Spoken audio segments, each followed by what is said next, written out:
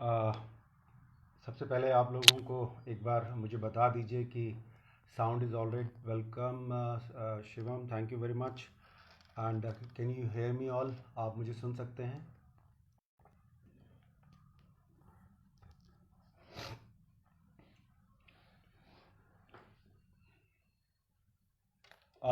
Thank you, Mr. Hito, and I'm very happy that you're watching me from Myanmar. And can you hear me all? Can you write it down somewhere, or you can put the thumb so that we'll understand? You can able to hear me. योगी शिवम, अगर आप बता सकें.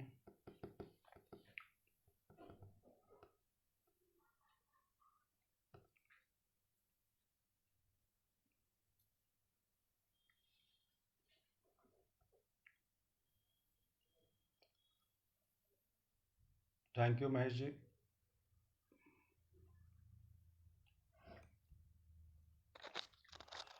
So uh, we will start sharp at 8 o'clock, and I'll try to speak in English. Means I'll try to speak in English as well as in Hindi, so that people who are listening to me, they will get the information loud and clear.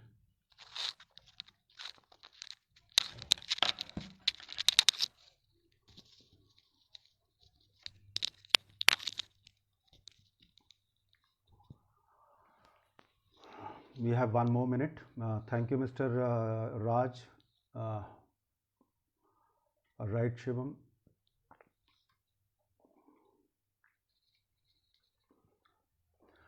I'll start at sharp at 8, or you want me to wait, Shivam? अगर आप बता देंगे तो accordingly मैं जैसा आप बोलेंगे मैं वैसा कर लूँगा,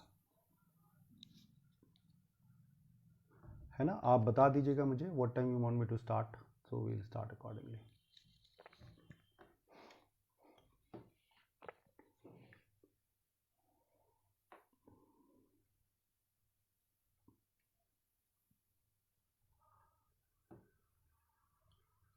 Same here. I'm very happy to be part of your platform, and thank you very much. I'm also very happy to interact with the people.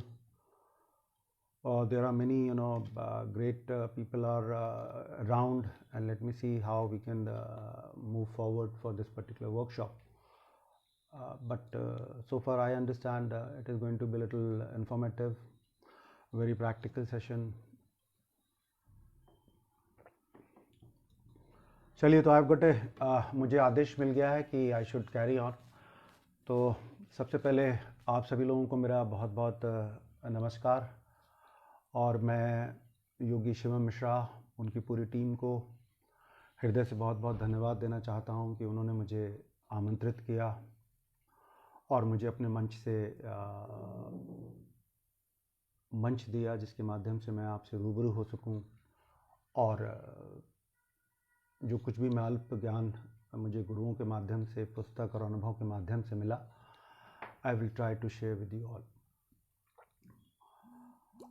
एक बहुत अच्छी बात है कि कोविड-19 ने हमें बहुत सक्षम बनाया. ऑनलाइन के माध्यम से सारे विश्व में लोगों ने योग को सीखा, जाना, हेल्दी लाइफस्टाइल को समझा, और role of yoga or physical form of exercise, how does it helps to anybody to improve mentally, physically, emotionally, psychic way में आप कैसे अपने आप को strong बना सकते हैं.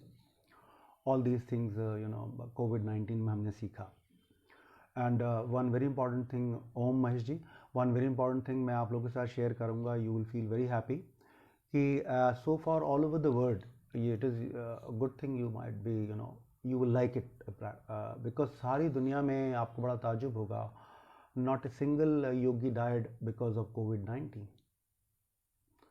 तो it is a good sign that Yogi COVID-19 से एक भी योगी पूरी दुनिया में नहीं मरे. तो इसका मतलब योग में निश्चित तौर पे कुछ ऐसी क्षमताएं हैं कि जो हमें COVID-19 तो बहुत, मैं छोटी सी एक महामारी कहता हूँ, क्योंकि unless until you are mentally you are not strong and so you're not able to cope up with the things physical level पे. आज जो मेरा टॉपिक है वो दैट इज कॉल्ड प्राण, ऊर्जा और ध्यान.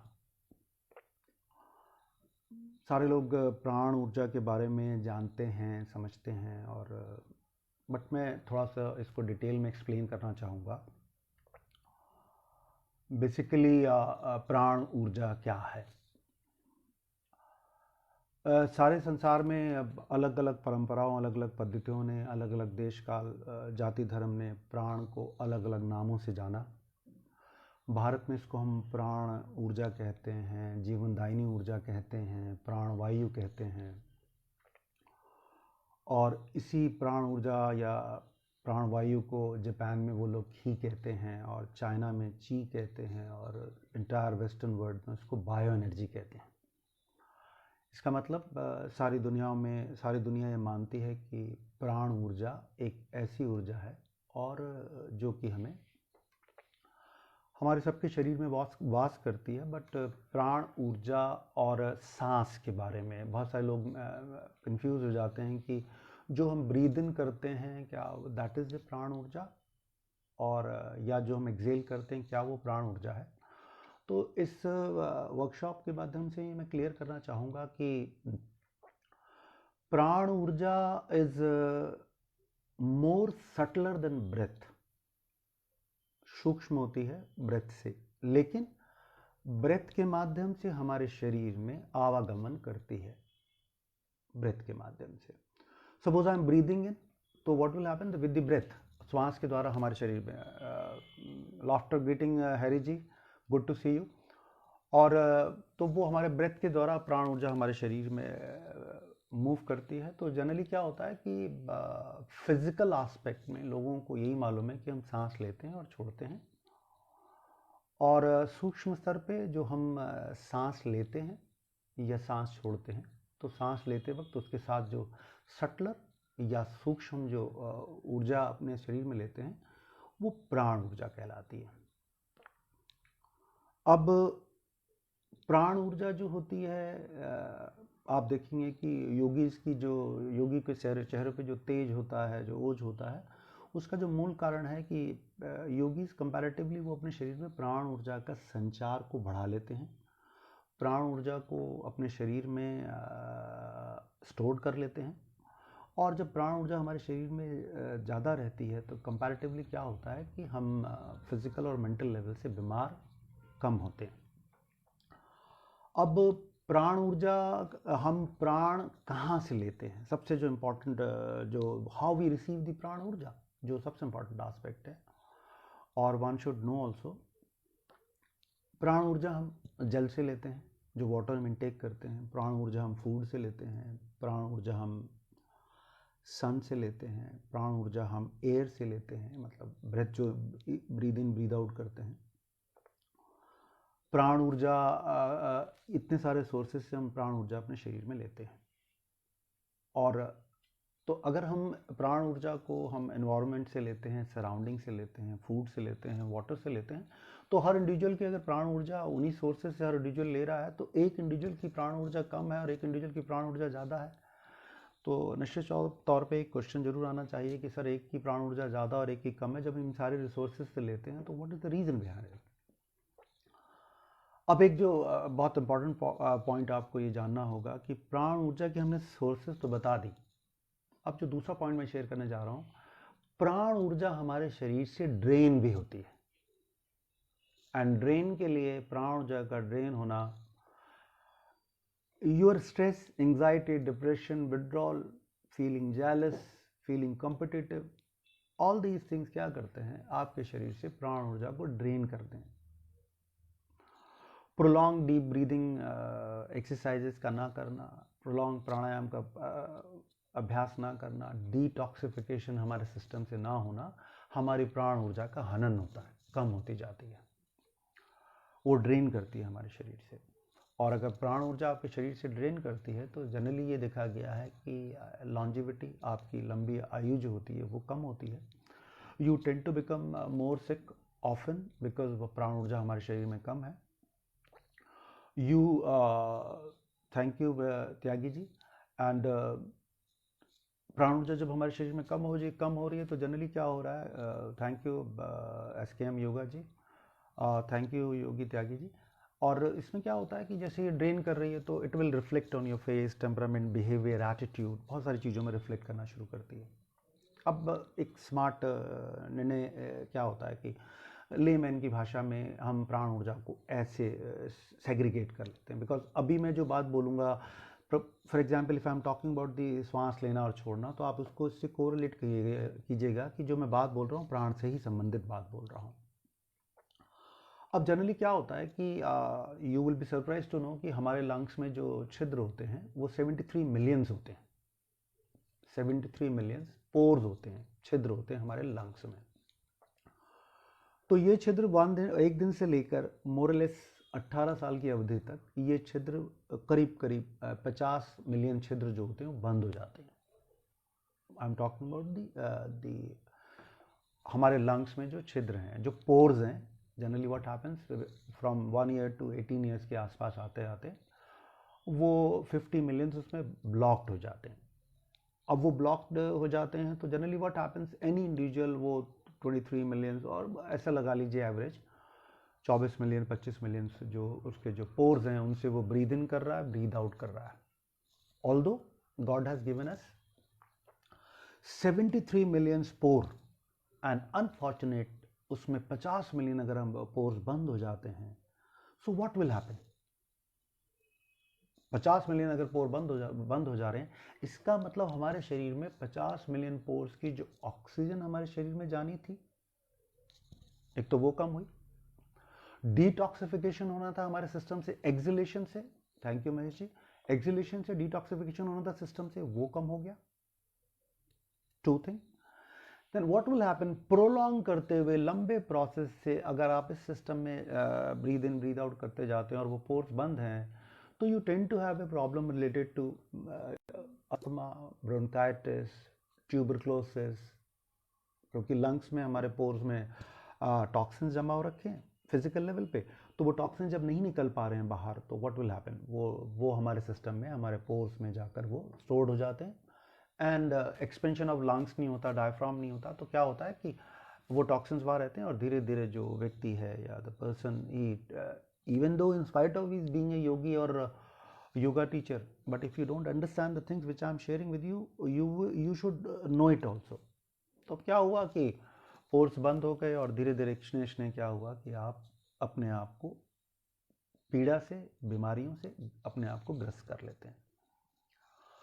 जबकि साइंस प्रैक्टिकली ये कहती है कि हमें जनरली क्या है कि जब हम ब्रीद इन नॉर्मल करते हैं तो 500 cc ब्रीद इन करते हैं, 500 cc, but you are supposed to breathe in 1200 cc. So on an average हम लोग क्या कर रहे हैं, 700 cc every time we are taking less breath in the body. When we are taking less breath in the body, what will happen? जब हम breath के साथ, आपको मालूम है, ब्लड मूव करता है, टॉक्सिन्स मूव करते हैं, न्यूट्रिएंट मूव करते हैं जब हम इनहेल करते हैं, और जब वो हमारे नोजल से, नेजल पैसेज से, नोज से नोस्ट्रल से नेजल पैसेज, फिर वो हमारे थ्रोट में, थ्रोट से हमारे लंग्स में जाता है। तो व्हाट विल हैपन, अगर हम ब्रीद इन कम कर रहे हैं तो कम ऑक्सीजन हमारे शरीर में जा रहा है, और जब कम ऑक्सीजन हमारे शरीर से जा रहा है तो डिटॉक्सिफिकेशन भी कम हो रहा है, मतलब हमारे सिस्टम से जो टॉक्सिन है वो नहीं निकल रहे हैं। और जब हमारे सिस्टम से टॉक्सिन फिजिकल लेवल पे नहीं निकल रहे हैं, तो व्हाट विल हैपन, कुछ समय बाद वो फिजिकल जो हमारी प्रॉब्लम्स होती हैं, that becomes psychosomatic illness. Psychosomatic illness का क्या मतलब, ग्रीक वर्ड है, इसका ये मतलब है कि कोई बीमारी अगर फिजिकल लेवल पे हमारी बॉडी में मोर देन 45 डेज है, so it can be converted into mental disease also. और कोई डिजीज अगर हमारे शरीर, हमारे मस्तिष्क में 45 डेज से ज़्यादा है, it will convert into physical level. So here comes the psychosomatic illness. I had experience of staying in Japan for approximately 4 years. तो मेरा अनुभव ये रहा कि जापान में उन लोगों ने इन सब चीज़ों के लिए बहुत, उन लोगों ने इस पर रिसर्च की। हालांकि भारत एक महान देश है और हमारे देश ने तो इसमें, बट मैं दोनों को इसलिए कोरिलेट कर रहा हूँ कि अनलेस अनटिल दो देश एक कल्चर को फॉलो करते हुए अगर एक पद्धति को वो फॉलो कर रहे हैं, एक पैटर्न को और एक शैली को फॉलो कर रहे हैं, तो there something must be very good, because of that जो टू नेशंस हैं उसको फॉलो कर रहे हैं। जापान का एक नियम है कि वो लोग कहते हैं कि जो हमें ब्रीद इन करना चाहिए, तानदेन, यानी तानदेन से ब्रीदिंग का उनका मतलब होता है कि जब हम सांस भरते हैं, थैंक यू मिस्टर राठौर, जब हम सांस भरते हैं तो हम सांस भरते हुए अपने पेट को फुलाएंगे, थैंक यू मिस्टर राठौर, सांस भरते हुए पेट को फुलाएंगे और जब हम सांस छोड़ेंगे तो पेट को पिचकाएंगे। प्रैक्टिकली इससे क्या फ़ायदा होगा? इससे इसको वो लोग तानदेन कहते हैं, तानदेन जिसको योग में हम लोग नाभि चक्र कहते हैं, मणिपूरक चक्र कहते हैं। और मणिपूरक चक्र और breathe in from your stomach, why it is so important, because ये जानना बहुत ज़रूरी है। आप लोगों, मैं आप जब भी अपने माँ के गर्भाशय में थे, गर्भ में थे, तो हमने 9 महीना हमारा जीवन का जो साक्षात्कार रहा वो हमारी नाभि से रहा, नाल से रहा, नाड़ से रहा, अलग अलग भाषाओं में हम इसको संबोधित कर सकते हैं। हमने 9 महीने तक जो कुछ भी लिया वो नाभि के माध्यम से, माँ की नाभि के माध्यम से उस गर्भ में लिया। तो हमारा जीवन का जो पहला परिचय था, जब हम माँ के वूम में आए तो पहला परिचय हमारे जीवन में नाभि से था। तो नाभि हमारे सबकॉन्शियस माइंड में ऑलवेज, नाभि हमारे सबकॉन्शियस माइंड में रहती है। और योग ये कहता है कि 72,000 नाड़ियों का एक गुच्छा है जो हमारी नाभि या सेंटर में, नाभि में रहता है, और वहाँ से ही सारी जो नाड़ियाँ हैं वो हमारे शरीर में घूमती हैं। बहुत बहुत शुक्रिया भरत योगी जी, अच्छा लगा बहुत दिनों बाद, थैंक यू अमन, आप लोग आए। तो वो नाभियों का गुच्छा है जो, थैंक यू नंद किशोर जी। तो नाभियों का जो गुच्छा है तो 72,000 नस नाड़ियाँ हैं, और साइंस ये कहती है कि, यौगिक science I am talking about, यौगिक साइंस ये कहती है कि अगर हमारी 72,000 नस नाड़ियाँ अगर हमारे सेंटर में, कंध में, हमारे स्टमक के सेंटर पे पार्ट में है, और तो हम आजीवन निरोग रहेंगे। और तो ऐसे ही मैंने जापान की बात की, तो वो लोग क्या करते हैं, उन लोगों ने कहा कि अगर हम सांस भरते हुए अपने पेट को फुलाते हैं और सांस छोड़ते हुए अपने पेट को पिचकाते हैं, तो हम अपनी बॉडी में क्या क्या चेंजेस करते हैं, इसको समझना बहुत ज़रूरी है।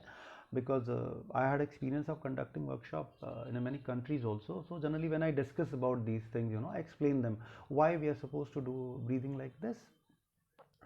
जब हम ब्रीद इन करते हैं, हमने नाक से सांस भरा और अपने पेट को फुलाते हैं, तो जब हम नाक से सांस भरते हैं और पेट को फुलाते हैं तो हम क्या करते हैं, जो हमारा मैकेनिकल, जो क्रमिक हमारा जो सांस लेने का जो तरीका है उसको हम बदलते हैं। बिकॉज हमारा क्रमिक तरीका क्या होता है, सांस गई, सांस आई, सांस गई, जिसको हम अवेयर नहीं है। तो मैंने इस वर्कशॉप का नाम क्यों रखा, प्राण ऊर्जा एंड ध्यान। आई विल टेल यू, प्राण ऊर्जा को अगर ध्यान, प्राण ऊर्जा में अगर आप करते, उसको अगर लेते वक्त अगर आप ध्यान रखते हैं, तो breathing in and breathing out can become a meditation.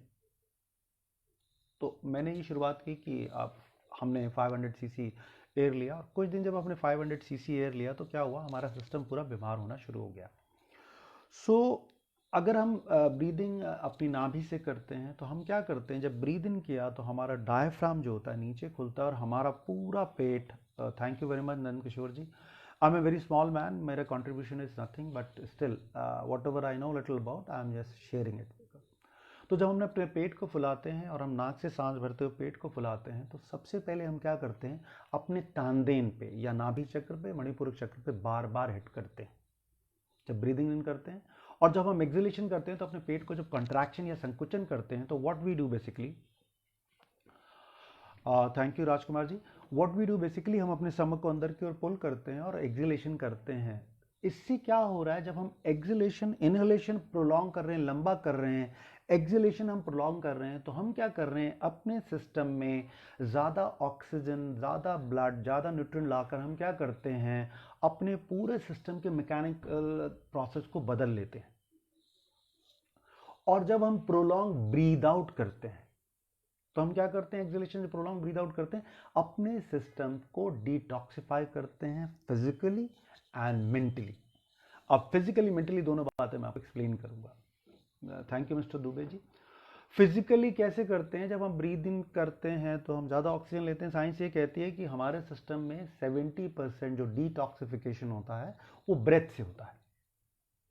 तो for example, I M counting, breathing in for counting 5 and I am blowing my stomach, and namaste Dubey ji, and when I'm doing exhalation, doing contraction, pulling my stomach in, तो हम क्या कर रहे हैं, अपने system में ज़्यादा oxygen लाकर और ज़्यादा कार्बन डाइऑक्साइड अपने सिस्टम से बाहर निकाल रहे हैं। तो क्या हो रहा है, जब हम ज़्यादा कार्बन डाइऑक्साइड बाहर निकाल रहे हैं, ऑक्सीजन ज़्यादा ले रहे हैं, तो क्या कर रहे हैं, जो हमारे इंटरनल ऑर्गन्स हैं, सेल्स हैं, टिश्यूज़ हैं, उनको हम क्या कर रहे हैं, उनमें वो ऊर्जा ज़्यादा डाल रहे हैं, उनमें हार्मोन्स को ज़्यादा डाल रहे हैं, ब्लड का सर्कुलेशन ज़्यादा कर रहे हैं, तो जिससे क्या उनकी उनकी लॉन्जेविटी, उनकी जो उम्र है बढ़ जाती। ये जो मैं आपको तानदेन ब्रीदिंग बता रहा हूँ, जो हम लोग नाभि के मतलब फुलाते हैं, यकीन मानिए अगर कोई इंडिविजुअल इसको रोज़ 5 मिनट करता है तो what he and she will get a benefit, जो मैं आपको एक्सप्लेन करूँगा।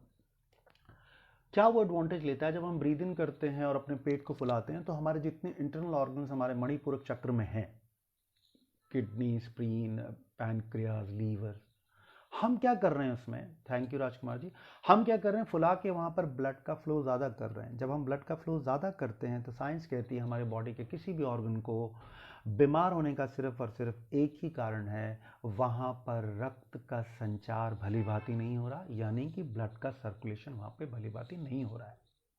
अगर वो ब्लड का सर्कुलेशन भली भांति नहीं हो रहा है तो धीरे धीरे कुछ समय बाद वो ऑर्गन पहले स्लगिश हो जाएगा, स्लो हो जाएगा, और कुछ समय बाद उस ऑर्गन में व्याधियाँ आ जाएंगी। तो हमने क्या किया, जब तानदेन ब्रीदिंग की और जब ब्रीद आउट किया, तो ब्रीद आउट किया, हमने डिटॉक्सिफिकेशन किया, बट प्रोलॉन्ग ब्रेथ आउट के द्वारा हमने डिटॉक्सिफिकेशन किया अपने ब्रेन में नेगेटिव एनर्जीज, इमोशंस जो हमारे सेल्स, टिश्यूज और ब्रेन में स्टोर्ड थी, उनको भी एक्सिलेशन के माध्यम से हमने बाहर निकाल दिया। सिंपल ब्रीदिंग टेक्निक आपको बता रहा हूँ, और आपको बड़ा it is, you will be surprise to know, जब हम ब्रीद इन करते हैं, हम, आपको मालूम है 79% हम लोग नाइट्रोजन लेते हैं, 0.6% हम लोग कार्बन डाइऑक्साइड लेते हैं, और 20% हम लोग ऑक्सीजन लेते हैं। प्रणाम, thank you very much Sajid जी।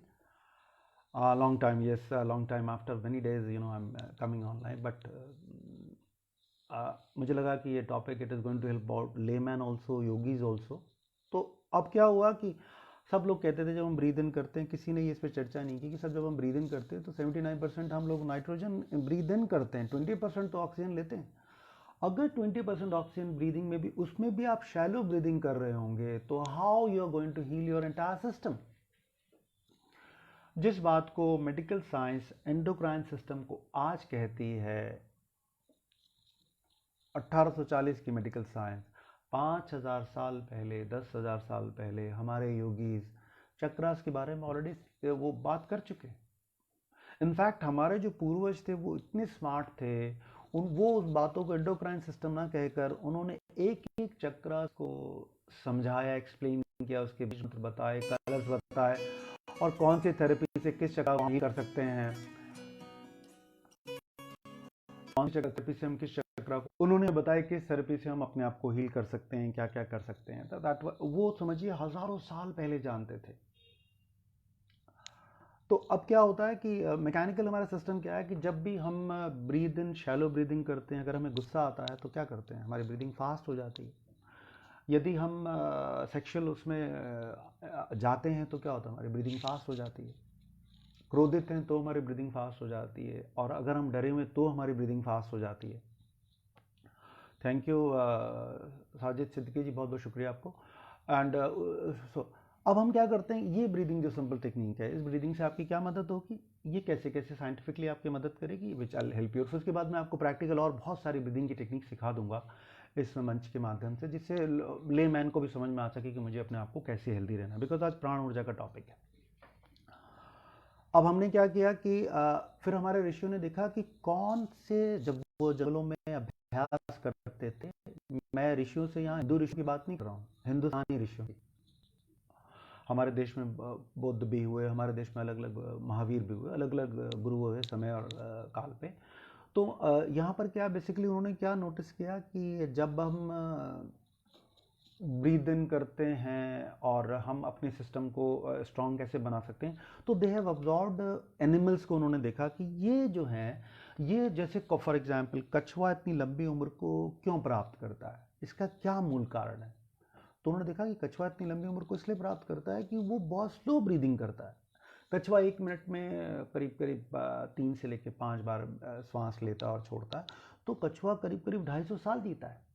हाथी 7 से 9 बार लेता है, तो हाथी देखा उन्होंने 100 सवा 100 साल तक जीता है। मनुष्य मनुष्य उन्होंने देखा कि एवरेज जो मनुष्य है 15 से 18 बार सांस लेता है, और उस ज़माने में उनकी एवरेज 69 ईयर्स को उन्होंने कहा कि जीता है। तब हमारे ऋषियों ने एक प्राण ऊर्जा को हम कैसे बढ़ा सकते हैं, अलग अलग टेक्स्टों में उन्होंने उसके बारे में वर्णन किया। उन्होंने कहा कि प्राण ऊर्जा को अगर हमें बढ़ाना है तो प्राणायाम का अभ्यास, साइंटिफिकली उन्होंने प्राणायाम का अभ्यास बताया। उन्होंने बताया कि हम प्राणायाम के अभ्यास की शुरुआत कैसे करनी चाहिए। उन्होंने हमें ये बताया कि जब हम लेफ्ट से ब्रीद इन करते हैं दैट इज ठंडा स्वर, चंद्र स्वर। जब हम राइट से ब्रीद इन करते हैं दैट इज गर्म स्वर, पिंगला। उन्होंने हमें बताया कि अगर हमारे दोनों स्वरों में, ब्रीद इन और ब्रीद आउट करते हुए दोनों स्वरों में अगर सामंजस्य नहीं होगा तो हमारे लेफ्ट हेमिस्फीयर और राइट हेमिस्फीयर में सामंजस्य नहीं होगा। तो उन्होंने हमें क्या सिखाया? अनुलोम विलोम प्राणायाम सिखाया। उन्होंने ये ही नहीं सिखाया, उन्होंने ये बताया कि हमारे बॉडी में sympathetic and parasympathetic nervous system, दो तरह के सिस्टम होता है। अगर हम ब्रीद इन राइट से कर रहे हैं, कंटिन्यूसली ब्रीद इन राइट से कर रहे हैं, तो हमारा सिंपैथेटिक नर्वस सिस्टम काम करना शुरू करता है। वो क्या होता है? फाइट एंड फ्लाइट मोड है। गिवन सिचुएशन में, फॉर एग्जांपल, अगर आप खड़े हैं, ऑल ऑफ सडन आपके पीछे पगल कुत्ता दौड़ता है, तो आपका बॉडी क्या करती है? सिंपैथेटिक नर्वस सिस्टम क्या करता है? फाइट एंड फ्लाइट मोड में आता है। इमीडिएटली आपका ब्रेन आपको मैसेज देता है आप भागिए, और आपकी हार्ट बीट बढ़ जाती है, आपकी ब्रीदिंग बढ़ जाती है, सब कुछ, आपका ब्रेथ बढ़ जाता है और वो हो जाता है। तो ये तो हमारा मैकेनिकल सिस्टम है, ये हमारे मैकेनिकल सिस्टम है जो स्टोर्ड है, हम इस गिवन सिचुएशन में ऐसा करते हैं। लेकिन फॉर एग्जाम्पल, एक पागल कुत्ता मेरे पीछे दौड़ा और मेरा ब्रेथ बढ़ गया और हार्ट बीट बढ़ गई और स्वेट होना शुरू हो गया। उस गिवन सिचुएशन में अगर मैं क्या करता हूँ, लेफ्ट से ब्रीद इन और राइट से एक्सेल करता हूँ, लेफ्ट से ब्रीद इन और राइट से एक्सेल करता हूँ, सो what will happen? Parasympathetic nervous system काम करना शुरू कर देगा और हमारी बॉडी में फील गुड हार्मोन्स का सिक्रेशन होना शुरू हो जाएगा। तो योगियों ने हमें क्या सिखाया कि दोनों स्वरों में बैलेंस, काउंटर बैलेंस ब्रेथ के द्वारा। साइंस ये कहती है कि हर 90 मिनट में हमारा श्वास बदल जाता है, बट योगियों ने क्या कहा कि नहीं, आप इसको क्या कर सकते हैं कि अनुलोम विलोम प्राणायाम का आप अभ्यास कर सकते हैं। आपने ब्रीद इन किया, काउंटिंग 4, लेफ्ट से एक्सेल किया, राइट से काउंटिंग 4, देन राइट से ब्रीद इन किया, लेफ्ट से एक्सेल किया, काउंटिंग 4। तो आपने क्या किया? पूरे सिंपैथिक के पैरासिम्पैथिक सिस्टम को चेंज कर दिया। आपने लेफ्ट हेमिस्फीयर और राइट हेमिस्फीयर पे बैलेंस बनाया। तो it is a very simple technique. Anulom Vilom आप प्राणायाम का अभ्यास कर सकते हैं। पातंजलि योग सूत्र में प्राणायाम के बारे में एक ही सूत्र है जिसमें उन्होंने एक्सप्लेन किया। वो कहते हैं कि kumbhak is comparatively far better than breathing in and breathing out. फिर बाद में इस पर रिसर्च हुआ, हमारे जैसे लोगों ने भी लोगों से पूछा और कई डॉक्टरों से भी चर्चा की कि why kumbhak is comparatively better, because आप ब्रीद इन कर रहे हैं, ब्रीद आउट कर रहे हैं, जब आप रोक ले रहे हैं सांस, तो how it is better than anything else. तो फिर उसमें ये निष्कर्ष निकला कि जब हम ब्रीद इन जब हम सांस को रोक लेते हैं तो अपने ब्रेन को हम ऑक्सीजन से डिप्राइव करते हैं। तो जब हम ब्रेन को ऑक्सीजन से डिप्राइव करते हैं तो हमारे ब्रेन जो होता है वो सेट पैटर्न को ब्रेक करता है। सांस लेने में और छोड़ने में जो हमारा सेट पैटर्न होता है उसको वो ब्रेक करता है। तो जब वो ब्रेक करता है तो हमारे शरीर में जो डिफरेंट हार्मोन्स जो नहीं बन रहे होते कंपैरेटिवली, कुंभक के माध्यम से वो हमारे शरीर में बनना शुरू हो जाते हैं। ये साइंस वो 5, 8, 10 हज़ार साल पहले जानते थे वो लोग। हाँ, मे भी मुझे लगता है कि वो क्लिनिकल डायग्नोसिस के वो प्रमाण नहीं दे पाएंगे, टेक्नोलॉजी इतनी एडवांस नहीं थी, बट कहीं तो कोई बात थी कि हमारे पूर्वज ये सारी चीज़ें जानते थे और उनको सब मालूम था कि हाउ टू मतलब अपने आप को हम कैसे हेल्दी रख सकते हैं प्राणायाम के माध्यम से। अब ये योग कहता है कि हम, जैसे हमारी बॉडी का टेम्परेचर 98.6 है, अगर हम अपने बॉडी के टेम्परेचर को नीचे कर लेते हैं तो लॉन्जिविटी, हम लंबी अवधि को प्राप्त कर सकते हैं। योग कहता है अगर अपनी हार्ट बीट को, अगर हम अपने पल्सेस को 65 to 72 जो नॉर्मल माना जाता है, 70 to 80 माना जाता है, अगर हम उसको और कम कर लेते हैं तो हमारे हार्ट को, हमारे लंग्स को, हमारे पूरे सिस्टम को विश्राम मिलेगा। तो वो कैसे होगा? When you practice pranayam, when you practice different pranayam. अब मैं आपको कुछ ऐसे प्राणायाम की टेक्निक्स के बारे में ज़रूर चर्चा करूंगा which are very practical and beautiful technique for anybody to practice and learn.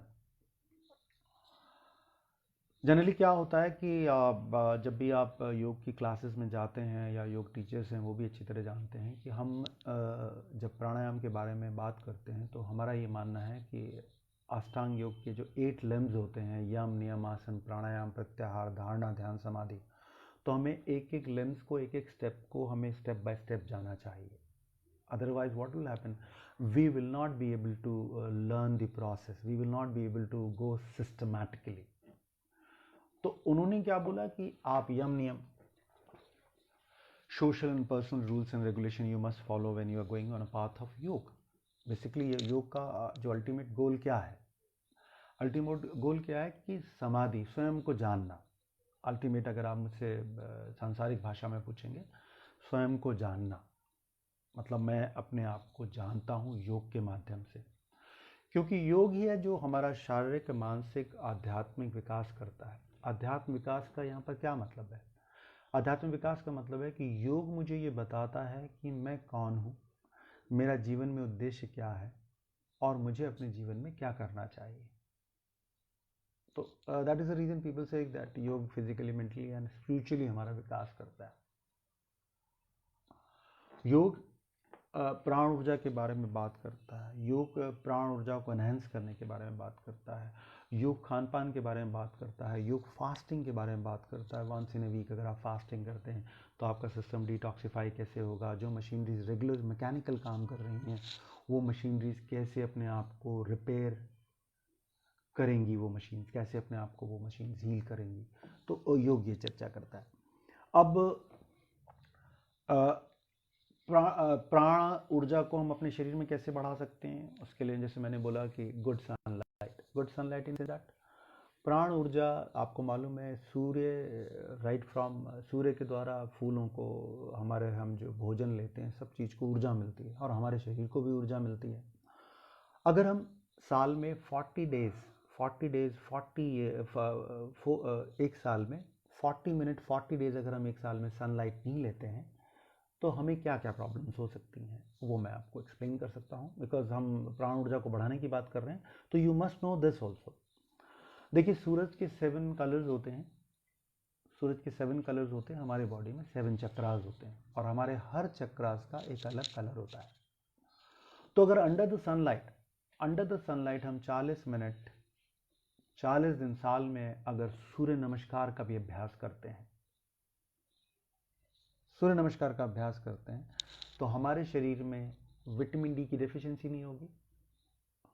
Vitamin D की डेफिशिएंसी के कारण क्या होता है, हमारे को 103 तरह की बीमारियां, रोग होने की संभावना रहती है. So what we do basically, हम क्या करते हैं कि 40 मिनट अगर हम साल में 40 दिन अंडर द सनलाइट सूर्य नमस्कार का अभ्यास करते हैं तो हमारे लिए हमें क्या क्या समस्या नहीं होंगी वो समझ लीजिए. हमारे शरीर में प्राण ऊर्जा कैसे बढ़ेगी अंडर द सनलाइट. जैसे मैंने आपको बताया कि आपको प्राण ऊर्जा बढ़ाने के लिए सूरज की रोशनी का बहुत महत्वपूर्ण रोल होता है. तो हमने अंडर द सनलाइट अगर सूरज की रोशनी के नीचे हमने सूर्य नमस्कार किया तो हमारे बॉडी को ज़्यादा वो मिला, विटामिन डी मिला, डिटॉक्सिफिकेशन हुआ. Because Surya Namaskar is a dynamic form of yogic kriyas जिसमें हम आसन भी करते हैं, प्राणायाम भी करते हैं, ध्यान भी करते हैं, मंत्र ध्यान भी करते हैं और साइंटिफिकली हम उसमें detoxification of system physical and mental level पे करते हैं. फिजिकल लेवल पे हम कैसे करते हैं, हमने किया, हमारे शरीर से पसीना निकला, स्वेट के माध्यम से हमारे शरीर से डिटॉक्सिफिकेशन होता है. मेंटल लेवल से हम कैसे करते हैं डिटॉक्सिफिकेशन करते हैं इससे, when we bend forward more blood flow goes padahastasana, पर्वतासन में हम फॉरवर्ड रहते हैं. सूर्य नमस्कार की अवस्थाओं के बारे में बता रहा हूँ. तो जब हम उसमें कुछ देर रुकते हैं और मंत्रों का उच्चारण करते हैं मन ही मन और मानसिक रूप से उनका जाप करते हैं तो क्या होता है, जब हम कुछ देर स्टैटिक रहते हैं तो ब्लड का जो फ्लो होता है वो हमारे ब्रेन की ओर ज़्यादा जाता है. तो हमारे ब्रेन की ओर ब्लड का फ्लो ज़्यादा जाता है तो क्या होता है, हमारे न्यूरॉन्स को मदद मिलती है और उनको जितनी मदद मिलती है तो हमारे शरीर में साइंटिफिकली सेरोटोनिन हार्मोन बढ़ता है, फील गुड हार्मोन बढ़ता है और हम मानसिक रूप से और शारीरिक रूप से मजबूत रहते हैं. ये सूर्य नमस्कार का एडवांटेज हुआ. सूर्य नमस्कार से क्या होता है, हमारे शरीर में रेस्पिरेटरी सिस्टम, हमारा कार्डियोवैस्कुलर सिस्टम को मदद मिलती है. हमारे जॉइंट्स के लिए बहुत अच्छा होता है। जब हम बीज मंत्रा को पीछे मुड़कर बीज मंत्रा को चैंट करते हैं, फॉरवर्ड बेंड करते हैं, पीछे बेंड करते हैं, तो हम क्या करते हैं, when we are chanting mantras and performing Surya Namaskar, so we are having plenty of advantages. Like जब हम मंत्रा को चैंट कर रहे हैं और उस अवस्था को कर रहे हैं तो हम ऑटोमेटिकली वर्तमान में हैं, और जब हम वर्तमान में हैं कोई भी काम जागरूकता से किया जाए वो ध्यान कहलाता है। तो सूर्य नमस्कार क्या कर रहा है, वो आपको ध्यान भी करा रहा है।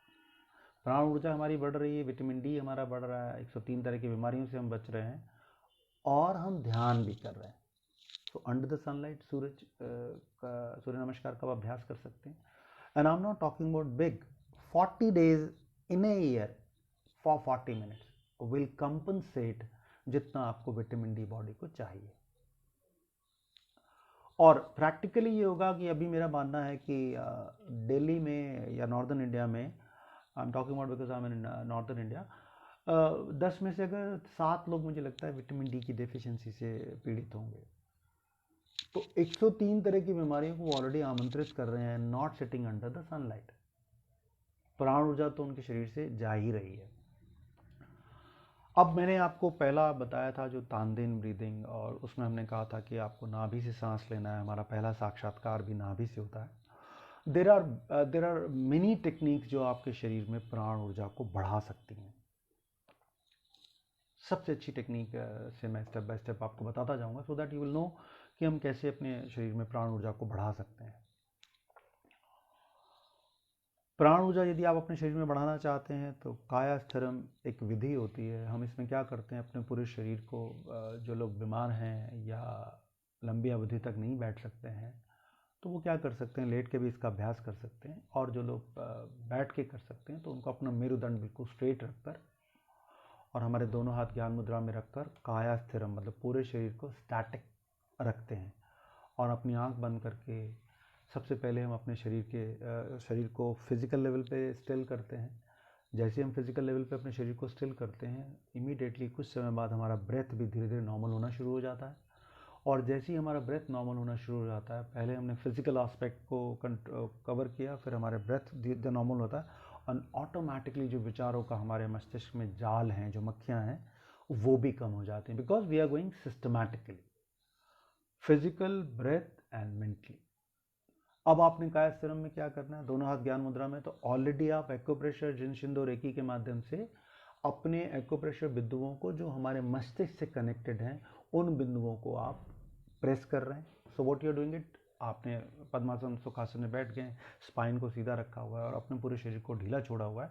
और अब आपने क्या करना है कि कायास्थिरम में आपने क्या करना है, 27 से ब्रीद इन और ब्रीद आउट को करना है। फॉर एग्जाम्पल हम कायास्थिरम में बैठे हुए हैं, हमने अपना ध्यान केंद्रित किया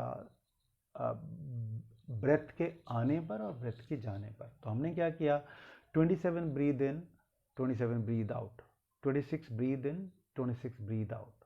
सो what basically we are doing it, जैसे जैसे हम इसको कैलकुलेट करते हुए 1 तक आएंगे, हालांकि it is difficult, because it is not, इसलिए डिफ़िकल्ट है कि आप इतना लंबा जा नहीं पाएंगे। बार बार आपका मस्तिष्क, आपका मन, आपका चित्त भागता रहेगा उन चीज़ों के लिए।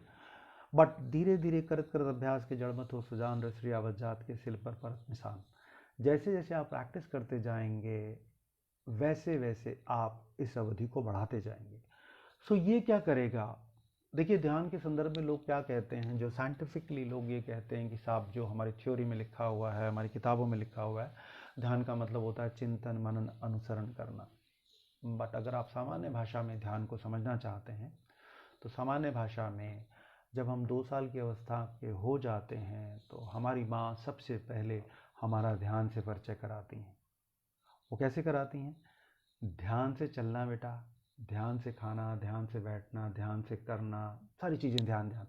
इतना बड़ा वर्ड जो हमारे मानस पटल में 2 साल की उम्र में इंगित कर दिया गया, उस शब्द को समझने के लिए भारी भरकम शब्दों को जानना समझना, मुझे लगता है कि कहीं पर भी ये तर्क संगत ना होगा। ध्यान तो हमारे जीवन में 2 साल की उम्र से जुड़ा हुआ है। अब यहाँ ये किस कंटेस्ट में इंडिया में कहा जाता है, इसका सिंपल है, anything which you are doing it you must do with the awareness. जागरूकता के आधार पर आप कोई भी ऐसा काम करते हैं, वो कहलाता है ध्यान. Means you are doing anything with the awareness. For example, I am drinking a water. I am just excuse me, I am drinking a water. If I am drinking a water with the awareness, I took one sip of the water and this is called a drinking of water with the awareness. So what is happening? पानी तो मैं P रहा हूँ. जब मैं with the awareness पानी को P रहा हूँ तो मुझे पानी के स्वाद का, पीने का, पानी के जाने का, जितना मैं अवेयर होता जाऊंगा उतना ये ध्यान संगत क्रिया हुई. Being aware. तो ध्यान को समझने के लिए आपको बहुत इतनी बड़ी भारी भरकम शब्दों का और भारी भरकम गुरुओं के पास कोई जाने की ज़रूरत नहीं है. I personally feel anything which you are doing it with the awareness, that is called dhyan. Right. जितना ध्यान आपका बढ़ता जाएगा उतना आपके शरीर में प्राण ऊर्जा बढ़ती जाएगी. बिकॉज प्राण ऊर्जा, जब मैंने शुरुआत की थी, बोला था प्राण ऊर्जा का सबसे ज़्यादा हनन, प्राण ऊर्जा को ड्रेन होने में सबसे ज़्यादा जो रोल प्ले करता है, that is called stress, anxiety, depression, withdrawal, being angry, short tempered. ये हमारे शरीर से प्राण ऊर्जा को ड्रेन करता है. So if you are smart enough, तो आप क्या करेंगे, ये ध्यान की विधि को करके, मैंने इसीलिए आपको प्राण और ध्यान को जोड़ा. विधि नंबर 1, कायाश्रम. वेरी सिंपल टेक्निक है जो आप कोई भी कर सकता है. और initially you will try to practice. Initially आप कोशिश कीजिए 27 काउंट करते हुए ब्रीद इन ब्रीद आउट करेंगे. तो क्या होगा, ultimately what will happen, initially आपके लिए मुश्किल होगा, बट जैसे जैसे आप प्रैक्टिस करते जाएंगे, you will start learning, you will start following, you will have more advantage of. तो इससे क्या होगा, हमारे शरीर में प्राण ऊर्जा ज़्यादा स्टोर होगी. दूसरा, जैसे मैंने तानदेन के ब्रेथ के बारे में ब्रीद इन किया था, बताया था वो आपको, that is also very helpful. You can practice for 5 minutes any time. आप इसको प्रैक्टिस कर सकते हैं. जितना आप इसकी प्रैक्टिस करेंगे उतना आपके शरीर में प्राण ऊर्जा ज़्यादा जाएगी. जितना आपके शरीर में प्राण ऊर्जा जितनी ज़्यादा रहेगी, आपकी हार्ट बीट स्लो हो जाएगी, reduce your anxiety, depression, and it will help you out. And हाँ, आपको बड़ा अच्छा ताजुब होगा अगर इस प्रैक्टिस करते हैं तो जिन लोगों को नींद नहीं आती है उनको धीरे धीरे नींद आना शुरू हो जाएगी. So this is also one of the best way of increasing a prana urja in body. Number 3, योग में कुंभक की चर्चा होती है. मैं फिर भी आपको रेशियो वाइज बता देता हूँ कि it's a very simple technique which I am going to share with you. इसमें आपने क्या करना है, 4 काउंट करते हुए आपने ब्रीद इन किया नाक से, 4 काउंट तक आपने होल्ड किया, जिसको आप कुंभक कहते हैं, इंटरनल होल्डिंग इट कहते हैं, आंतरिक कुंभक कहते हैं. और जस्ट 4 काउंट तक आपने एक्सेल कर दिया. तो what will happen, breathe in किया, होल्ड किया, एक्सेल किया. तो जब हम इसकी प्रैक्टिस कर रहे होंगे तो सांस लेंगे, रोकेंगे और एक्सेल करेंगे, तो ऑटोमेटिकली क्या होगा, हम अवेयर हो जाएंगे उस काउंटिंग के लिए. तो अगर हमने ये 5 मिनट ये श्वास प्रश्वास और कुंभक किया, तो हम श्वास प्रश्वास की तो क्रिया कर ही रहे हैं, अपने शरीर में प्राण ऊर्जा को बढ़ा ही रहे हैं, बट बीइंग अवेयर, तो हम, मैंने जैसे आपको बताया कि हम ध्यान भी कर रहे हैं. तो ध्यान क्या, कलेक्टिवली दोनों चीज़ें क्या करेंगी, हमारे शरीर में प्राण ऊर्जा को बढ़ा देंगी. सो दिस इज ऑल्सो बेनिफिशियल. आप ट्राई कर सकते हैं. उसके बाद एक ब्रीदिंग होती है जिसमें हम एक्सलेशन पे ज़्यादा ध्यान दें, इनहेलेशन पे, यानी हम प्रोलॉन्ग सांस ध्यान करते हैं, प्रश्वास से सांस को लंबा लंबा छोड़ते हैं, सांस भरने पर अपना ध्यान केंद्रित नहीं करते हैं. तो इसको, इस टेक्निक को हम क्या कर सकते हैं, पद्मासन सुखासन में बैठ जाइए, दोनों हाथ ज्ञान मुद्रा में, आंखें बंद करते हुए. उसके बाद हमने क्या किया, ब्रीद इन किया, एक्सलेशन किया मुंह से प्रोलॉन्ग. आप इसको ऐसे भी काउंट कर सकते हैं, 4 काउंट तक आपने मनीहन ब्रीद इन किया और 8 काउंट तक आपने एक्सलेशन किया अपने माउथ से, ऐसे करके. सो व्हाट विल हैपन, आपकी बॉडी में प्राण ऊर्जा बढ़ जाएगी इस विधि से भी. So it is going to help you out. इसको भी आप 5 मिनट प्रैक्टिस कर सकते हैं. आज हमारा क्या उद्देश्य है कि हम कैसे अपने शरीर में स्मॉल टेक्निक्स के माध्यम से, स्मॉल ब्रेथ की टेक्निक के माध्यम से प्राण ऊर्जा को बढ़ा सकते हैं. कैसे हम बहुत सरल उपायों के द्वारा अपने शरीर में प्राण ऊर्जा को बढ़ा सकते हैं. अभी एक एंड्रू वेल नाम के एक साइंटिस्ट ने एक रिसर्च किया कि हम अपने शरीर में, हालांकि उसने भारतीय प्राणायाम को उन्होंने लिया बट उन्होंने इसको एक्सप्लेन करके अपनी टेक्निक बताई। वो कहते हैं कि हमें 4 7 8 4 काउंट तक ब्रीद इन करना है, 7 तक होल्ड करना है, 8 तक मुंह से एक्सेल कर देना है। ये टेक्निक वेस्टर्न वर्ल्ड में ये टेक्निक बहुत हायर लेवल पे लोगों को जा रही है and people are enjoying about this technique also because ये हमारे प्राण ऊर्जा को बढ़ाने में मदद करती है, हमें निरोगी रहने में मदद करती है और हम आजीवन स्वस्थ रहते हैं। तो ये तो मैंने आपको बात की प्राण ऊर्जा हमारे शरीर में हम कैसे बढ़ा सकते हैं, प्राण पावर ऑफ ब्रेथ का क्या रोल होता है। अब प्राण ऊर्जा हमने बता दी क्या होती है, प्राण ऊर्जा कम कैसे होती है। प्राणायाम को करने के लिए कैसी गिवन रूल्स ऑफ प्राणायाम, मतलब कौन से पाथ को आपको फॉलो करना चाहिए जिससे कि आप प्राणायाम के ज़्यादा लाभ उठा सकें, अपने शरीर में ज़्यादा प्राण ऊर्जा बढ़ा सकें, और कैसे हमें सिस्टमैटिकली जाना चाहिए। तो you will surprise to know, pranayam का अभ्यास योगियों को या साधक जिज्ञासु अभ्यासी को तभी करना चाहिए जब वो यम नियम आसन को फॉलो करते हुए फिर उसके बाद प्राणायाम का अभ्यास करना चाहिए। ऐसा नहीं है कि आप बैठे और आपने इमीडिएटली प्राणायाम का अभ्यास किया, नहीं। आप क्या करिए कि यम नियम से मेरा मतलब है social and personal rules to follow. फिर आप आसनास पे जब पारंगत हो जाते हैं, कुछ आसनास पे लंबी अवधि तक आप रुक पाते हैं, तो फॉर एग्जाम्पल सिंपल आसन मैं आपसे बात कर रहा हूँ, सुखासन में ही स्थिर सुखमासनम, पतंजलि जी का योग सूत्र है, उसमें कहा कि ऐसी स्थिति जिसमें हम सुखपूर्वक बैठ सके लंबी अवधि तक, वो आसन कहलाता है। तो अगर आप सुखासन में लंबी अवधि तक बैठ सकते हैं तो आप प्राणायाम का अभ्यास जरूर करें। ये नहीं है कि आपने क्या किया कि आप सुखासन में लंबी अवधि तक नहीं बैठ पा रहे हैं और आप प्राणायाम का अभ्यास कर रहे हैं, तो इससे आपको लाभ की जगह हानि होगी निश्चित तौर पे। अब उसके लिए हमने क्या कहा आपको, सबसे पहले आपको ये स्टेप बाय स्टेप जाना है। प्राणायाम करते हुए अपने ब्रेथ के बारे में आपको ध्यान जरूर देना है कि हमने कितना रेशो का ब्रीद इन करना है, कितना रेशो होल्ड करना है और कितना रेशो हमने बाहर निकालना है। ऐसे ओवर इंथुजियाज्म में आपको लगा कि हमने, वो तो योगी जो है वो कुंभक लगाते हैं, क्योंकि योग में कहा गया 50 सेकंड अगर आप कुंभक लगाते हैं तो उत्तम है। मध्यम में उन्होंने कहा 33 सेकेंड्स है, निम्न में उन्होंने कहा कि 16 सेकेंड्स। तो नए अभ्यासी ने कहा कि सर हमको तो 50 सेकेंड लगाना है, I want to be super, so please please please for God sake don't do like this. Systematically जाइए। प्राण ऊर्जा is it benefits you also, but on the other side if you are doing wrong in wrong way, it is not, it is a harmful also. अब मैं बताता हूँ आपको कैसे harmful भी होती है। For example, I'm suffering from a high blood pressure. I'm a heart patient. I'm suffering from high blood pressure. I'm a heart patient, and I'm on the other side. I'm a woman who is pregnant. अगर हम सांस को रोक लेंगे, so what will happen? हमारा high blood pressure shoot कर जाएगा। Women को ऑलरेडी एक बच्चा, प्रेग्नेंट विमेन, एक और जीवन है, तो अगर हमने सांस रोक लिया तो उस जीवन को सांस मिलना मुश्किल हो जाएगा। That is harmful. Heart patient को ऑलरेडी उनके हार्ट में ट्रबल है। तो ऐसा नहीं कि प्राणायाम निरापद है, उसमें कोई सुननी नहीं। If you are doing it wrong under the, not doing under the guru और टीचर, यू इट में हार्म यू ऑल्सो। जैसे अभी क्या चल रहा है, चलन में है कि कपालभाति, हालांकि षटकर्म की क्रिया है, तो कपालभाति आप करेंगे तो 30 मिनट कपालभाति आप कर लेंगे तो आप 40 तरह के रोगों से आप अपने आप को बचा लेंगे। प्लीज़ प्लीज़ प्लीज़ गॉड से मत करिए, इससे नहीं हो सकता। इसका रीज़न मैं बताता हूँ आपको। Kapalbhati, if you are doing it for 40 minutes at the temperature 47 degrees, आपकी बॉडी का टेम्परेचर इतना हाई हो जाएगा, आपका ब्लड प्रेशर इतना हाई हो जाएगा, आपकी ब्रेन में जो कैपिलरीज हैं, छोटी छोटी नाड़ियाँ हैं, वो फट जाएंगी, बस्ट कर जाएंगी, बिकॉज उनकी इतनी कैपेसिटी नहीं है कि वो इतना ब्लड को ले सकें।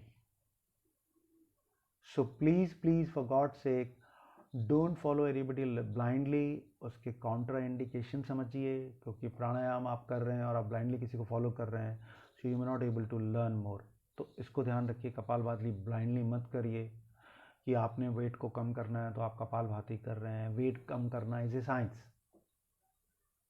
70% आपके किचन से होता है, 30% आपके अभ्यास से, प्रैक्टिस से होता है। तो आपने प्राणायाम को भी आप क्या कर सकते हैं, kapalbhati, when you are practising kapalbhati, There are many precautions you are supposed to take. If you are suffering from high blood pressure, heart patient, pregnant women, ulcer, colitis, hernia, you are not supposed to practice Kapalbhati. In spite of any yogis claiming that you will get rid of all disease. No. Because automatically it will shoot your blood pressure, and the more blood pressure shoot होगा, अगर high blood pressure patient है ना, you might collapse and you might have problems. So under the guidance of yoga teacher. Secondly, if you are practicing Kapalbhati or practicing any kind of a pranayama, your diet has to be very good. Sattvic diet, but good diet. Nutrition diets में होना चाहिए. You need a lot of milk, you need a ghee, you need other things also, जिससे कि आपको प्राण ऊर्जा आपके शरीर में बढ़ेगी. एंड प्राण ऊर्जा को बिल्कुल ऐसे ट्रेन किया जाता है जैसे सर्कस में शेर को ट्रेन करते उनके ट्रेनर करते हैं, स्टेप बाय स्टेप करते हैं. तो क्या होगा, आपको डिसएडवांटेज नहीं होगा. तो आप स्लो उसको करिए. कपालभाति, लोगों को ये मिथ है कि कपालभाति अगर हम 20 मिनट कपालभाति करेंगे तो हमारा वेट कम हो जाएगा. I fully agree, to certain extent weight कम हो जाएगा, बट उसके कारण आपको बहुत सारी और भी समस्याएं होना शुरू हो जाएंगी. So please be smart in a sense. Pranayam के लिए आपको क्या करना है, ब्रेथ के बारे में आपको ध्यान रखना है. उसके लिए आपको टाइम का ध्यान रखना है. इट इज़ नॉट नेसेसरी कि दैट आज प्राण ऊर्जा को बढ़ाने के लिए आज आपने रात को 12 बजे प्राणायाम कर लिया, कल सुबह 6 बजे कर लिया, शाम कर लिया. No, it has to be fix time and it has to be empty stomach. Fix time, empty stomach होना चाहिए. Number 3, place of practice. Pranayam या प्राण ऊर्जा को बढ़ाने के लिए जितनी भी क्रियाएं की जाती हैं, ये आपके लिए स्पिरिचुअली रिचुअल्स होने चाहिए. इट इज़ नॉट दैट कि आपने आज प्राणायाम कर लिया, अपने बेड पे बैठे और आप प्राणायाम कर ले रहे हैं, फिर कल आप डाइनिंग टेबल पे बैठ गए, वहाँ पे बैठ के कर ले रहे हैं. कुछ लोग पार्क में प्राणायाम टेबल पे बैठे हुए हैं, उस पर कर ले रहे हैं. कुछ लोग क्या कर रहे हैं, रेलवे स्टेशन पे कभी कर ले रहे हैं. एक बार one day I was travelling to Lucknow, वो एयरपोर्ट पे बैठे वो प्राणायाम कर रहे थे और कपालभाति कर रहे थे. This is please don't do it. There are many things you have to follow religiously. Sequence, उसके बाद सीक्वेंस होता है. You are starting from Anulom Vilom, that systematically you go. Starting from Sukshma Kriyaएं, Asanas, then Pranayama, फिर धारणा, ध्यान, समाधि. You can go systematically, because systematically जाएंगे तो अपने पाथ से आप गिरेंगे नहीं. Right? Clothes, कैसे कपड़े पहन के. Clothing has to be loose. क्योंकि प्राणायाम जब आप करते हैं आपके शरीर में जो ऊर्जा बढ़ती है, जितना आपके शरीर में ऊर्जा बढ़ती है, प्राण ऊर्जा जितना बढ़ती है, आपके शरीर में जो टॉक्सिन्स होते हैं वो आपके शरीर से बाहर निकलते हैं पसीनों के माध्यम से. और for example, if you are wearing a tight clothing, some people are practising pranayama wearing a jeans. So if you are wearing a jeans and practising pranayama, I don't think it is going to help you out. It is going to harm you, because वो ऊर्जा penetrate हो रही है, हमारे शरीर में penetrate हो रही है. Before pranayama, when you practice pranayama, you must take bath 40 minutes before, and after practice of pranayama, you must also take a bath after 40 minutes. प्राणायाम से आया हुआ जो पसीना या स्वेट होता है उसको हम धोते नहीं हैं, उसको अपने शरीर में उसी तरीके से हम उसको मल लेते हैं. राइट जी, इन चीज़ों को सिस्टमैटिकली करिएगा. Empty stomach when you practice, empty stomach होना चाहिए. अगर एम्प्टी स्टमक नहीं है so you might have problem. आप पूरा आपने खाना खाया हुआ है और आपको लग रहा है कि अब मैं प्राणायाम का अभ्यास कर लूँ, it will help me out. No, it will not help you out, it will harm you, because for pranayama you need your empty stomach. Side effects and contraindication आपको पता होने चाहिए. जैसे side effect, for example kapalbhati मैंने आपको बताया. अब मैं आपको बताता हूँ कि शीत ऋतु में somebody suffering from asthma and he and she is practicing चंद्रभेदी प्राणायाम और शीतली और शीतकारी प्राणायाम. ऑलरेडी इन प्राणायाम से हम ऑलरेडी हमारी तासीर जो है वो शीतलता से परिपूर्ण है और हम प्राणायाम कर रहे हैं, उससे हमारे शरीर में और शीतलता आ रही है. सो क्या हो जाएगा, अगर मैं अस्थमैटिक पेशेंट हूँ या मैं नॉर्मल कफ एंड कोल्ड का पेशेंट हूँ और मैं शीतकारी प्राणायाम -5 टेम्परेचर पे अगर मैं कर रहा हूँ तो हमारे शरीर में और शीतलता आएगी, और कुछ दिनों बाद वो जो शीतलता आने के बाद वो ट्यूबरक्लोसिस में कन्वर्ट हो जाएगी, टीबी हो जाएगी आपको। So you have to be smart about side effects and contraindication. ऐसा कभी भी नहीं है कि इनमें साइड इफ़ेक्ट्स नहीं है या कॉन्ट्राइंडिकेशन नहीं है, ऐसा नहीं। There are many and you have to religiously follow also.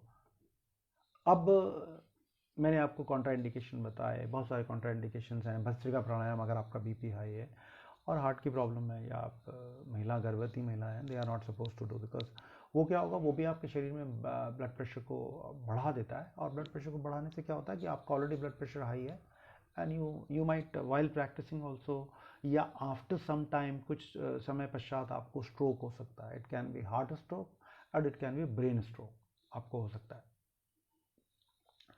अभी मैंने अभी पिछले कुछ दिन पहले एक सेमिनार की थी, तो लोगों ने मुझे बोला कि सर एक योगी या एक सामान्य साधक अभ्यासी या जिज्ञासु को कैसे अपनी दैनिक दिनचर्या में भोजन और जल, इसको कैसे लेके और सामंजस्य से बिठाना चाहिए योग के माध्यम से। हालांकि टॉपिक हमारा प्राण ऊर्जा और ध्यान है, लेकिन मैं ये भी आपको जरूर बताऊंगा जिससे आपको पता रहे कि हमें कैसे जाना चाहिए। देखिए, कहा जाता है कि जो हमारा पेट होता है, जठर जिसको हम कहते हैं, वो हमारे सिर्फ मुट्ठी के बराबर होता है, इसके बराबर। तो हमारे को उतना ही भोजन खाना चाहिए जो हमारी मुट्ठी में आ जाए। और आपको बड़ा ताज्जुब होगा कि जब प्राचीन काल में जब भिक्षु या साधक जिज्ञासी जब भिक्षा लेने जाते थे, तो उनके जो पात्र होते थे, भिक्षा पात्र होते थे, वो इतने ही होते थे जिसमें मुट्ठी भर सिर्फ अनाज आ सके या भोजन आ सके, या जो भी मतलब बनी हुई चीज़ें। तो उसका मूल सिर्फ कारण यही था कि हमारे पूर्वज अच्छी तरह जानते थे कि हमारा जो जठर होता है, वो हमारा पेट जो होता है, वो इतना ही होता है। अब आज की जो रिसर्च हुई, उन रिसर्च में ये कहा गया, योर बॉडी, जब सूर्य उदय होता है तो हमारे शरीर में प्राण ऊर्जा बढ़ती है, और जब सूर्य अस्त की ओर हो रहा होता है तो हमारे शरीर में प्राण ऊर्जा कम होना शुरू होती है। तो सूर्य उदय होते वक्त हमारे शरीर में मेटाबॉलिज्म बढ़ता है, तो जितना हमारा हाई मेटाबॉलिज्म होगा उतना हम फैट हमारे शरीर में कम स्टोर्ड होगा, या एक्यूमुलेशन ऑफ फैट कम होगा।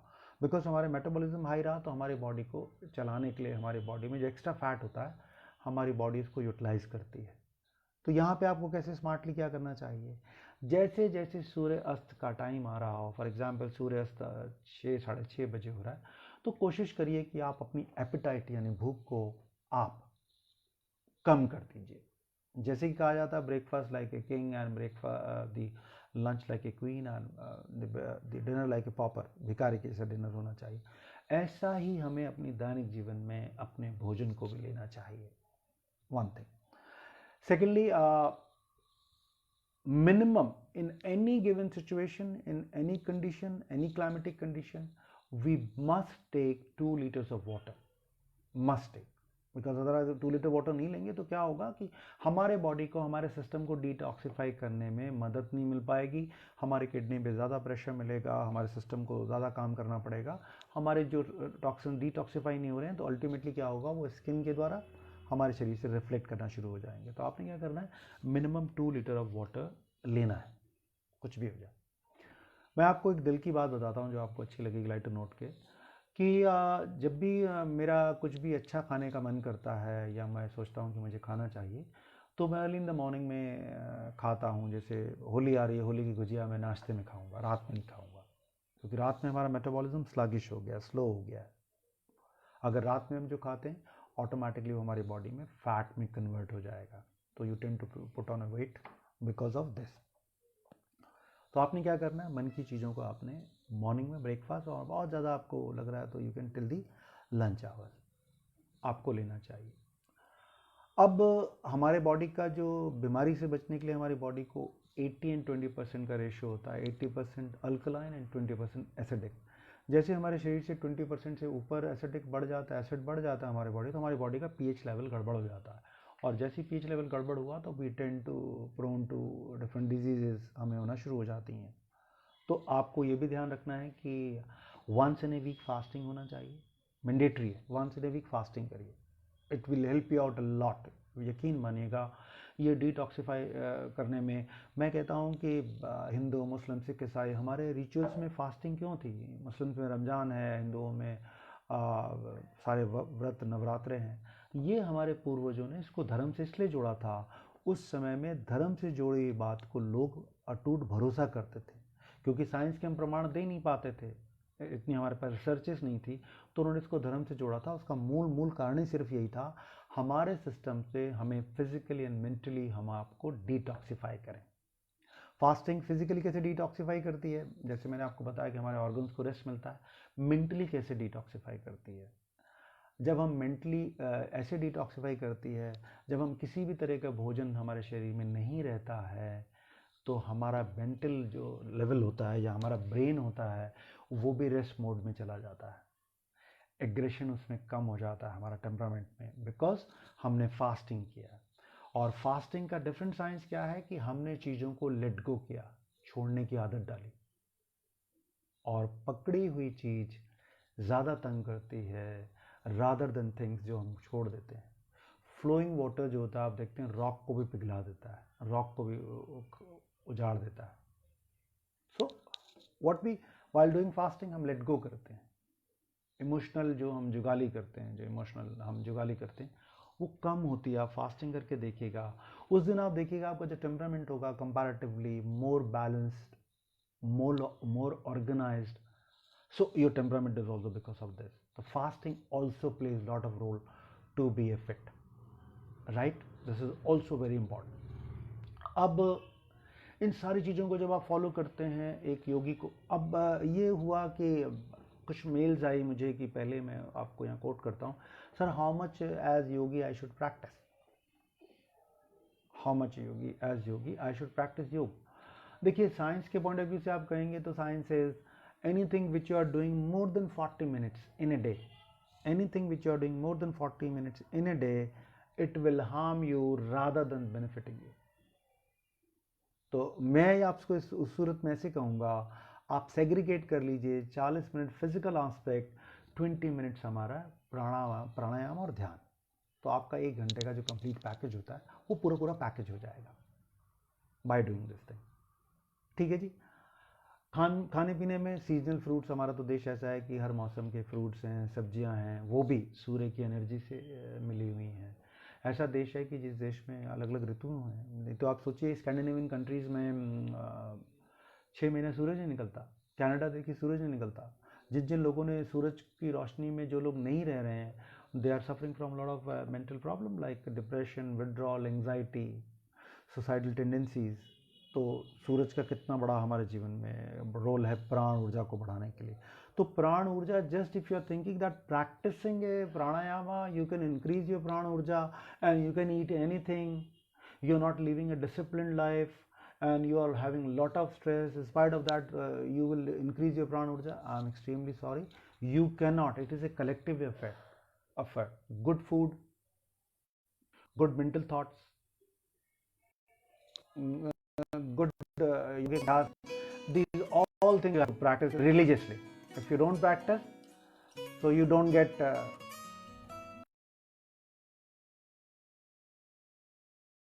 all these things. You have to be very particular, because my time I have been advised for 1 hour only, so my time is about to finish within 1 and 2 minutes. So I have tried to give you the importance of role of Pran Urja. Why I have called this workshop as a Pran Urja and Dhyan, because while practicing these kriyas and all, or these abhyasas, सो आप उसको ध्यान भी collectively कर रहे हैं, क्योंकि सांस को देखना, छोड़ना, रोकना, ये भी तो ध्यान है ना. So when you practice this systematically, और जो कुछ भी मैंने बातें बताई हैं, if you practice this way, I personally feel कि you can enhance your lot of prana urja, you can remain healthy for long life. And so far I don't take any medicine, because God is very kind. As and when if I go through any seasonal problems etc, so what I do basically, I do fasting, detoxification करते हैं अपने system में, water को ज़्यादा डालते हैं. Because मेरा मानना है कि हमारे शरीर में अगर हम किसी प्रॉब्लम से ग्रसित हो रहे हैं, फीवर हो रहा है, तो हमारी बॉडी टेम्परेचर को बढ़ाकर उन जर्म्स को मारती है. बट हम क्या करते हैं, अगर मेडिसिन लेके सप्रेस कर देते हैं, हमारा सिस्टम तो ऑलरेडी इसको ठीक कर रहा है. So follow all these things religiously. I personally feel it is going to help you out a lot. And क्योंकि मेरा समय हो गया है और मैं जितना कम समय में जो कुछ भी मेरा अल्प ज्ञान था, I tried my level best. जो कुछ भी मैं आपको बता सकता था, बिकॉज इस तरह की वेबिनार्स में प्रैक्टिकल सेशन थोड़ा मुश्किल होता है करना, बट थ्योरी पे हम जो भी चर्चा कर सकते हैं वो मैं कोशिश करी मैंने आपको साथ. और इसके साथ एक बार पुनः मैं योगी शिवम मिश्रा, उनकी टीम को, और कि ये इतना बड़ा मिशन वो लोग शुरू कर रहे हैं, 100 डेज़ 100 योगीज़, बड़े बड़े योगीज़ आएंगे, और मैं भी ज़रूर समय मिलेगा तो मैं भी सुनूंगा.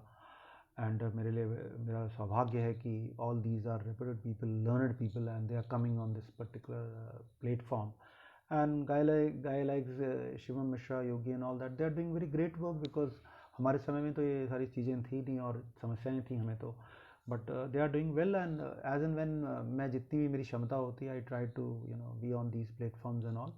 And I feel proud again. And मैं आप सभी लोगों का हृदय से बहुत बहुत धन्यवाद देता हूँ जो आपने अपना कीमती बहुमूल्य समय निकाला. और एक बार फिर मैं शिवम मिश्रा जी को भी बहुत बहुत हृदय से साधुवाद, उनकी टीम को बहुत बहुत धन्यवाद कि आपने मुझे मंच दिया. इसके बाद मैं अपनी वाणी को विराम देता हूँ और आप सभी लोगों का बहुत बहुत धन्यवाद. नमस्कार.